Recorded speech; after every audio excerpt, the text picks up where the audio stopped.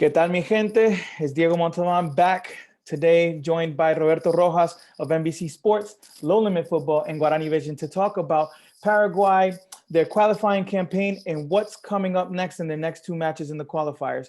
So, without further ado, Roberto, how you doing, man? I'm doing good, man. I'm doing good. I'm really glad to reconnect after quite some time. Albeit it's going to be a subject that maybe will shift more to a negative aspect, but I'll try to keep my sanity and try to explain this situation that Paraguay got into the World Cup qualifications for Qatar 2022. I mean, obviously, yeah, the South American qualifiers, to me, I've said it many times, they're the hardest in the world. As you can see by the table right now, it's insane. Um, and I think Paraguay has a good squad, and I think there was just some changes that I didn't agree with. Obviously, you know a little bit more. You follow them. You're Paraguayan. So, how would you grade their qualifying campaign? Oh boy, I mean, this is straight out of if Paraguay was a like a 12-year-old kid or something, he's going straight to summer school. This is completely like it's anything less than a failure. It's an F, really. I mean, I think what we saw from this entire qualifying process was a team that just did not have an identity, was never able to impose itself in a lot of these games. I mean, when you think about it, it was even worse. And, seeing Paraguay eliminated for a third straight World Cup. I mean, out of the three that kind of stuck to me. They got eliminated in 2014, but it was a side that was in a transition era. So it was going to be difficult from the first place. Okay, it was a side that went to the World Cup quarterfinals in South Africa and then the Copa America final the following year. But it was still a side that I think had just passed its peak and, needed to change, and they weren't able to do so. 2018 was different. I think that was when the new generation started to come in and he really started to impose himself. Your Gomez's, your Miguel Almiron's, your Romero's, Junior Alonso, all those type of players. They wanted to come in and really be the new stars of that team, mixed in with some of the veterans that we have been accustomed to for Paraguay for quite some time. Only fell short at the final hurdle, losing to Venezuela. If they hadn't lose that game, that actually would have put them into the fifth place spot for the interconfederation playoffs that Peru ended up going to, and obviously qualifying for the World Cup. But this one was different because this is a side that was more experienced, had already had all the games under its belts, and it just wasn't able to do so. We had seen and had so much hope on a lot of these players that, unfortunately, Diego, I think, you can't really be very confident in this team, and rightly so. I think when you're a team that had made it to four straight World Cups from, like you said, the hardest confederation in the world, you have that kind of responsibility to continue. Okay, they don't have the star power of a Brazil or an Argentina or even a Uruguay, but still, this was a side that had the history in itself. Unfortunately, history has to change, and the likes of a Colombia, a Chile, a Peru, and Ecuador, they've all risen and tried to challenge. And unfortunately, Paraguay, their process just ended right there. And it's unfortunate to see. For myself, I haven't seen Paraguay win a World Cup since I was 12, and you get used to it after a while. It's like it's almost like a birthright, or it's not exactly like that, but you kind of feel that way. So it was definitely frustrating. And to answer your question, I guess with a long answer, it was, yeah. I mean, this was a complete other failure from this Paraguay side. Once you said that the birthright part, I totally understand because I'm Peruvian, and for me, I never saw Peru go to a World Cup until the last one, right after 36 years. Yeah. So I definitely understand that. Now, one thing that you mentioned that sticks out to me was the lack of identity, right? Um, and I saw that in some instances when I watched Paraguay. What do you think was needed? Was it the changes of coaching, or like too much changes of the system, formations, players in and out? Yeah, I mean, it's a lot, really. I was fortunate enough to watch a lot of all of these Paraguay games. Even went into person the last time that they played at home against Uruguay. And at first I was thinking to myself when I saw these games, like, no, they cannot be this bad. They cannot be that worse. When you see it in person, you think, oh my God, it's actually worse than I expected. I mean, this was a side that wasn't able to connect any passes. I mean, the defense was, for a Paraguayan side that its identity have always been to be ultra defensive, and also work on the counter, it couldn't work at all. You see your fullbacks not producing, passes and creating chances. You're not expecting a lot from players that are, showing off in other leagues. One big example is obviously Gustavo Gomez, who is the captain of the team, has had a stellar time at Palmeiras, winning Libertadores, winning trophies, becoming one of the best in South America, period. But when he puts on the national team shirt, it's like a completely different person. This is a player that is reckless and gets sent off in stupid moments. Miguel Miron, a player who's playing in the Premier League, 100 games for Newcastle United, albeit he's not demonstrating his best over there anyway, he still isn't able to do so. And he's the so-called star player of the team. And it's just not working. The same thing for the likes of a Junior Alonso, a Fabian Balbuena with European experience, Oscar and Angel Romero. I mean, Angel, yes, did get some goals early on, but nothing else afterwards. You got players that are playing in Mexico, in Brazil, in Argentina, in France. I mean, Italy's Tony Sanabria. That's also another issue. There was no main goal scorer. The only one was Romero, Angel, in this case, but there was no one else that really stepped up. This was a side that I think at the time of when Eduardo Berizzo got sacked, he had used over 50, 60 players during the whole process, and he was in charge for only 2 years. So yeah, this was a side that just kept chopping and changing teams and was never able to impose itself with a clear identity and a clear team that just was able to compete. And I think that really hurt them. That really hurt them because you have other sides that have been playing primarily well based on the players that they have, that they've kind of played half of memory essentially. And unfortunately, Paraguay just didn't have that because they just did not have players that were undisputed starters and were able to demonstrate that in all of these games. When the qualifiers started, right? Obviously, level playing field for everybody. You start with 0 points. We all get that. But was there a key moment for you where Paraguay shifted, or where you saw this downhill change? Yes, I do. I think early on in the game against, I believe it was Bolivia. So the game against Bolivia, Paraguay had never lost or dropped points against Bolivia in World Cup qualifying history ever. When they took on Bolivia, I think it was the match day 4 or something like that. They were just completely blown out of the water. I mean, this was a Bolivia side that, historically has not even had a good record away from home, but were completely dominant against a Paraguay side that it was playing at home.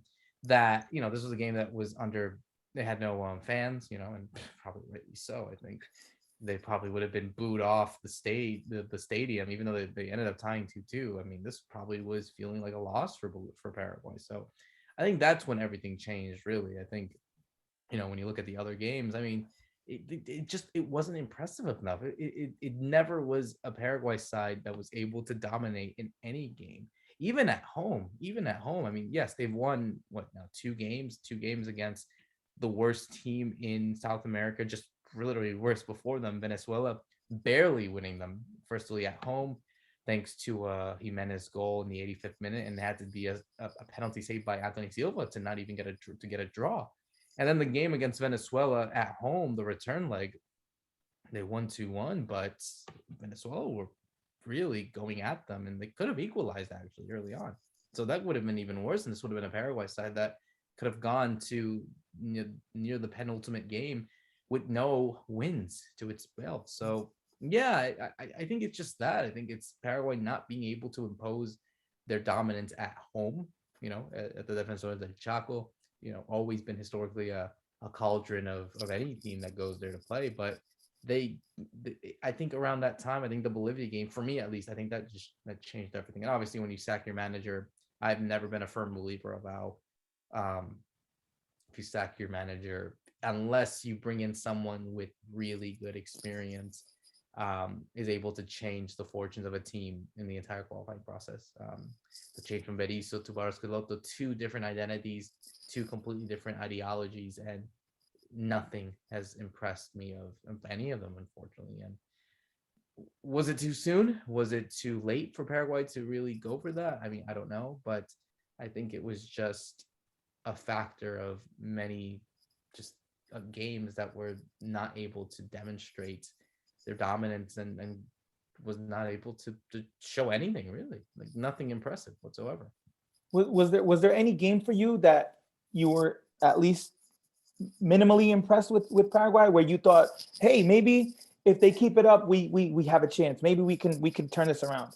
So the game before the Bolivia game, I think, was the one that I thought to myself, okay, maybe they have a chance. It was the game against Argentina at La Bombonera, where Argentina and Paraguay have always had tight games anyway, historically. So they took the lead in the early minutes. It was like, I think, Angel Romero scoring a penalty before Argentina's drawings. And I thought to myself, that could have been a good result. I mean, any result away to Argentina would be great.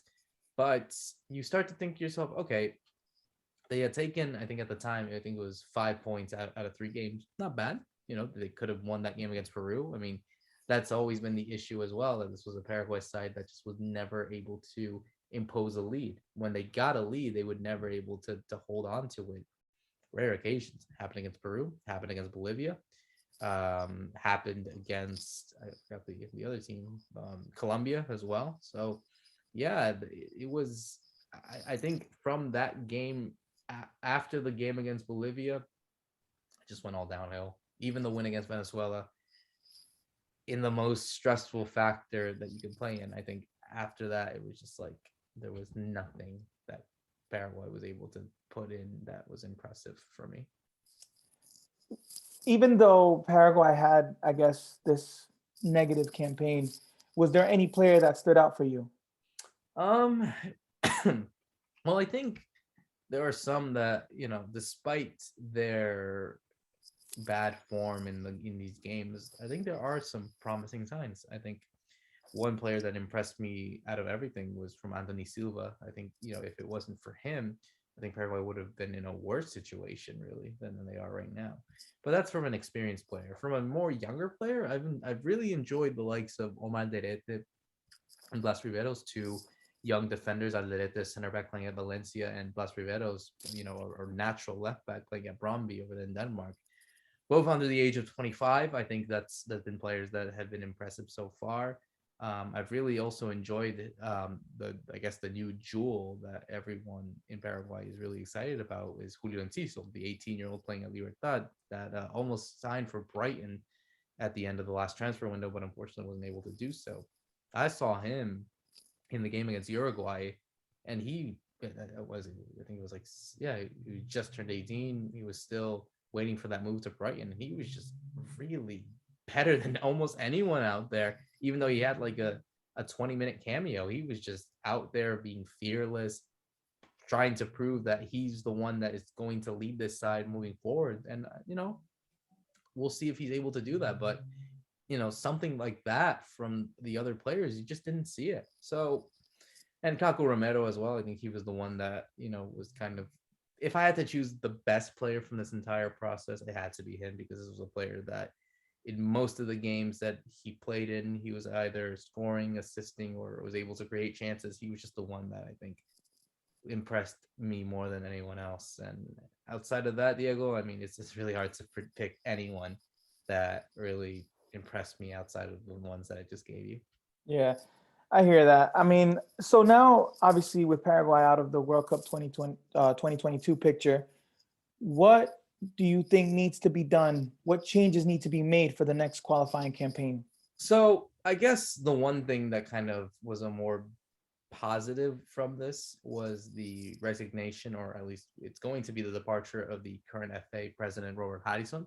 He had announced that he would not be going for re-election at the end of the year, and rightly so. I think after the failure of not making it to 2 World Cups under his helm, it makes sense. So I'm curious to see what kind of image and I guess moving forward, what Paraguay will do after that. I mean, we don't know what the future will be for Guillermo Barros Schelotto. He's under contract, and he was a manager that Harrison brought in until I believe the Copa America in 2024. So I'm curious to see how that happens, if Barros Schelotto is still able to be a part of this process.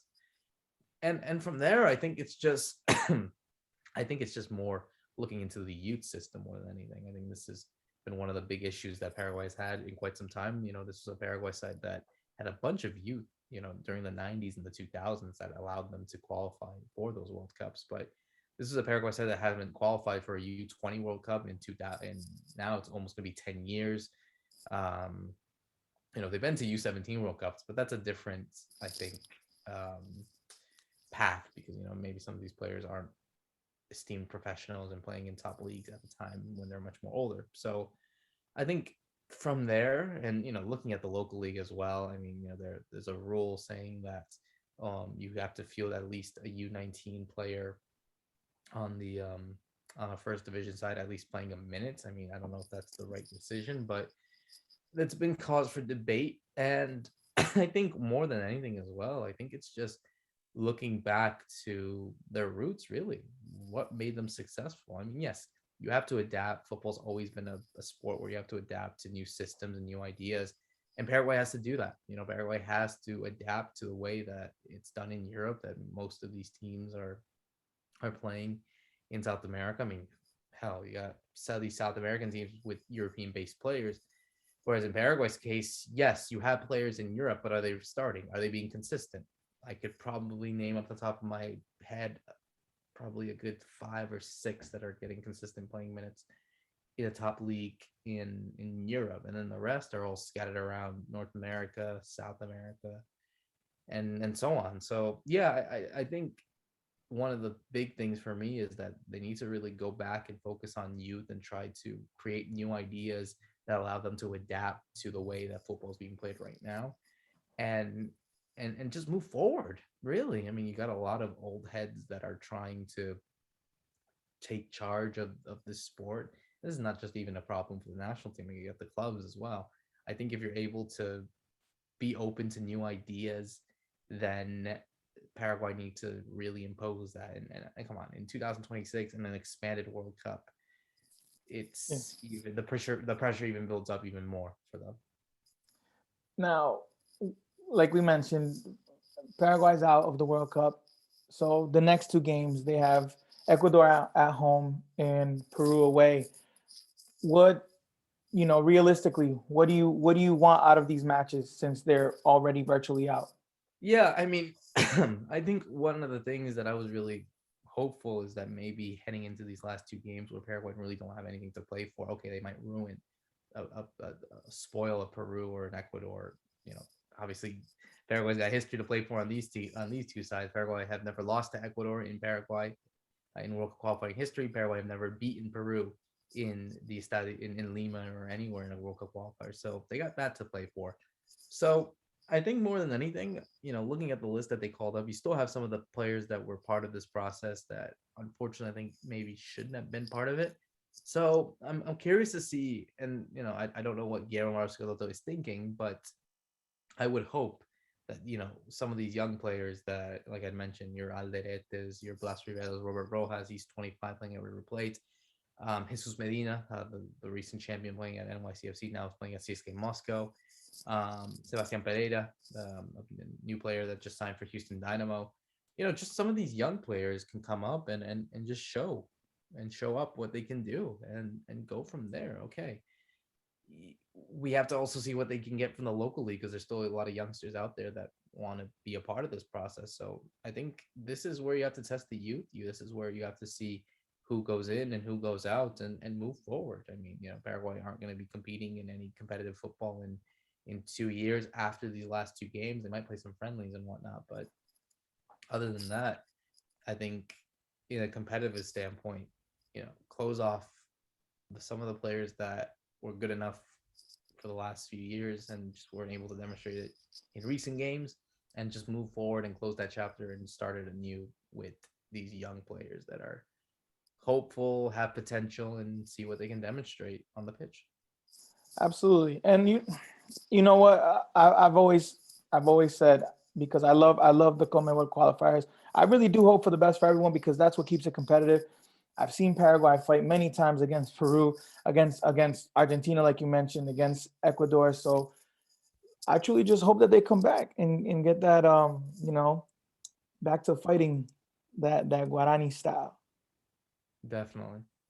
Well, I want to thank you, Roberto, for your time. Let anyone know if you got any closing comments and where they can find you.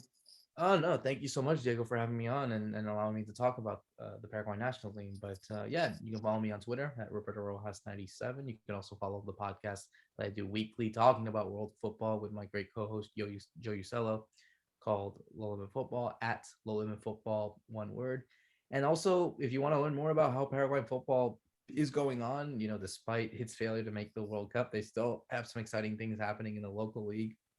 I um I co-host with a really great group of people like Ralph Hanna, Fede Perez, and Maria Britos, called Guarani Vision, the first ever podcast dedicated to Paraguayan football in English. We also look to put out an episode every week talking about what's going on in the world of football in Paraguay, be it Libertadores, Sudamericana, local league, national team, women's game, whatever. We're out there and we're there to talk about it. So make sure to check it out there. And yeah, again, thank you so much for having me. I really appreciate it. And yeah, let's hope for the best for Paraguay in the next coming years. Perfect. Well, thank you guys. I hope to bring you more content on the other 9 qualifier uh, federations for the conmebol qualifiers. So please comment, like, and subscribe. Talk to you guys soon.